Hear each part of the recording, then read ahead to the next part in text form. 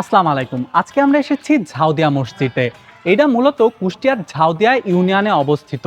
ঝাউদিয়া ইউনিয়নে বলে এই মসজিদের নাম রাখা হয়েছে ঝাউদিয়া শাহী মসজিদ। এই মসজিদটি মূলত ৬০০-৭০০ বছর আগেকার।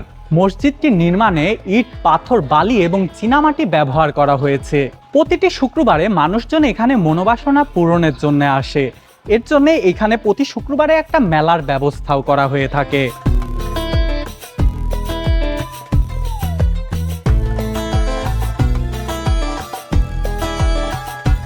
ঝাউদিয়া মসজিদ সম্পর্কে অনেকের মধ্যেই অনেক মতভেদাভেদ আছে। মূলত এর সঠিক ইতিহাসটা জানা যায় না, তবে লোকমুখে শোনা যায় যে ইরাক থেকে আসা শাহ সুফি আদারি মিয়া এখানে এসে ইসলামের প্রচার শুরু করে। তিনিই মূলত এই মসজিদটা নির্মাণ করেন। তবে প্রচলিত বিশ্বাস অনুসারে এটাও বলা হয় এই মসজিদটা অলৌকিকভাবে তৈরি হয়েছে। একজন স্থানীয় জানান যে পাশেই তার বলে কবর আছে, তার মানে তার একটা মাজার রয়েছে। তবে বর্তমান মসজিদের সামনে একটা ফলক ছিল যেখানে লেখা রয়েছে এই মসজিদটা মূলত আওরঙ্গজেবের আমলে তৈরি করা। ১৯৬৯ সালে এই মসজিদটি প্রত্নতত্ত্ব অধিদপ্তরের আন্ডারে নেওয়া হয়। এখনো মসজিদটি তারাই পরিচালনা করছে। এই মসজিদে ৩টি গম্বুজ রয়েছে এবং চারপাশে অনতি উচ্চ ৩টি মিনার রয়েছে। চলুন আমরা মসজিদের ভেতরে যাই।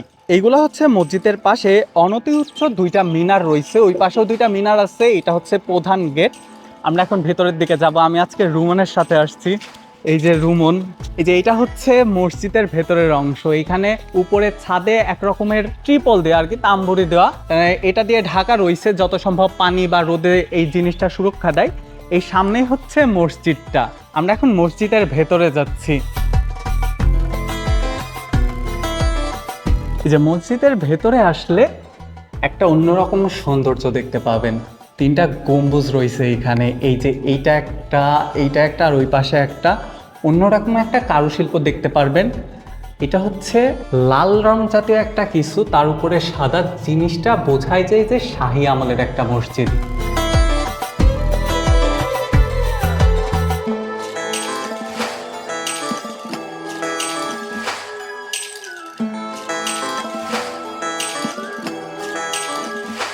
আমরা এখানে জানতে পারলাম শাহ সুফি আদারির একটা মাজার আছে, তার মানে যিনি এটা প্রতিষ্ঠা করছে এটা নিয়ে প্রচলিত আছে। চলুন আমরা মাজারটা দেখে আসি।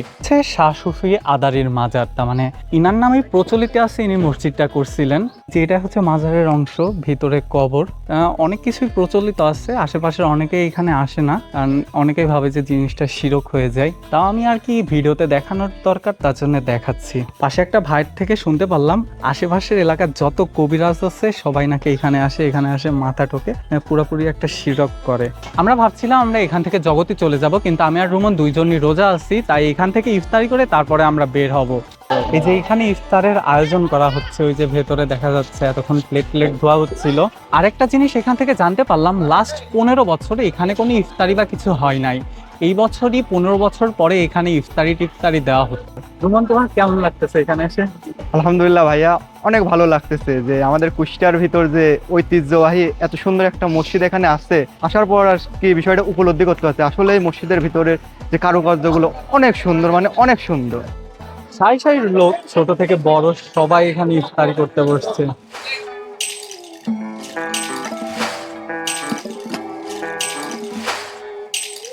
এই যে এখানে অনেক সুন্দর পোলা মাংসের আয়োজন করা হয়েছে আজকের জন্য। এটাই হচ্ছে ইফতারি, আমরাও এই জিনিসটাই খাবো। এখানে মুরগি আছে দেখতেছি, তারপরে খেজুর আছে, তাছাড়া একটা সবজি দিছে। এটা হচ্ছে পোলোয়া। আমি আর কি এখানে বাইরে বসেই খেয়ে নিচ্ছি, রোমন ভিতরে বসছে। আমরা এখান থেকে নামাজটা পড়ে তারপরে বের হয়ে যাব। আমাদের তার মানে আজকে সৌভাগ্য হয়েছে, অনেক বছর পরে ইফতারি হইলেও আমরা এখানে ইফতারিটা করতে পারতেছি। আমি আমার প্লেটটা রেখে রুমনের কাছে রাখছি, আমিও খাওয়া দাওয়া করবো কিছুদিনের মধ্যেই। এই যে সারি সারির লোকজন বসে সবাই ইফতারির অপেক্ষায় এই শাহী মসজিদে। আজকে 15 বছর পরে বলেই মনে হয় এতটা আনন্দ সবার মাঝে, একটা কার্যক্রম চলতেছে সবার ভেতরে।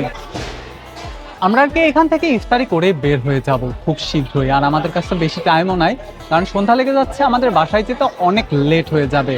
আমরা আরও ভিডিও করার চিন্তা ভাবনা করছিলাম, কিন্তু সেই জিনিসটা আজকে আর আমরা করতে পারতেছি না। এই যে এখানে ইফতারের শেষ সময় তিনি খান।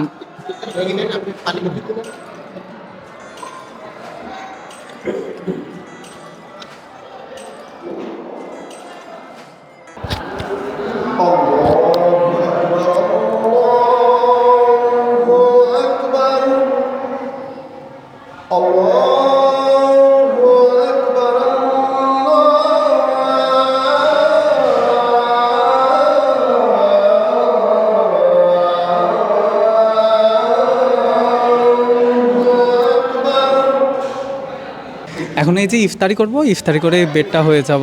তারা আল্লাহ হাফেজ, দেখা হবে পরের কোনো ভিডিওতে শীঘ্রই।